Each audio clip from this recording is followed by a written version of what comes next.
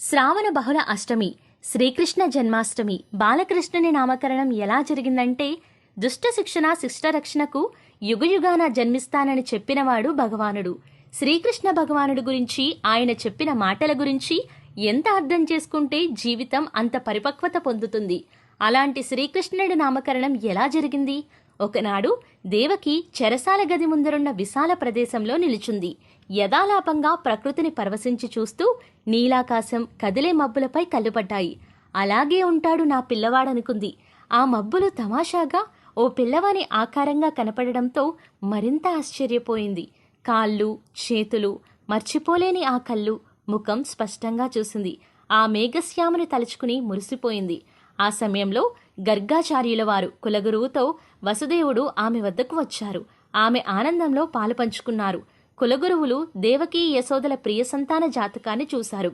మహర్షులు, పండితుల సూచన ప్రకారం ఆ పిల్లవాని పేరు కా, చ, గాలతో ప్రారంభమవ్వాలి. తమాషాగా దేవకి ఊహించుకున్న ఆ ఊహల ఘనశ్యాముడు ఆ పిల్లవాడి పేరైంది. దేవకి ఆనందంలోని అంతర్యాన్ని గ్రహించిన కులగురువులు ఆ మర్నాడు మేఘశ్యాముని ప్రతిరూపంగా ఓ నల్ల పాలరాతి విగ్రహాన్ని తెచ్చి ఆమెకిచ్చాడు. అందుకెంతో సంతోషపడిన ఆమె ఆ విగ్రహాన్ని ప్రాణప్రదం చేసుకుంది. దానికి ఘనశ్యాముడని పేరు పెట్టుకుని మురిసిపోసాగింది.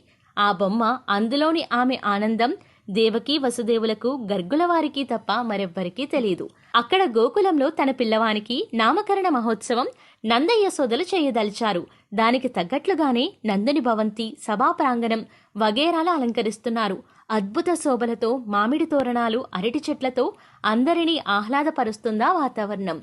కులగురువులు, గర్గాచార్యుల వారు తమ పరివారంతో నందుని ఇంటికి వచ్చారు. కులగురువులను మేళతాళాలతో సాదరంగా ఆహ్వానించారు నందుడు. కులగురువులను విలువైన బహుమతులతో గౌరవించాడు. యశోద తన ముద్దుల పిల్లవాడిని తెచ్చి కులగురువుల చేతిలో ఉంచింది. గర్గులవారు తన అదృష్టంగా ఆ పిల్లవాడిని స్వీకరించి పూజ చేయించారు. పాలు, తేనె ప్రాసన చేయించి ఆచార వ్యవహారాల మధ్య ఆ బాలునకు కృష్ణ అని నామకరణం చేశారు. అలా కృష్ణుని నామకరణం జరిగింది. సర్వం శ్రీకృష్ణార్పణమస్తు. కృష్ణం వందే జగద్గురు.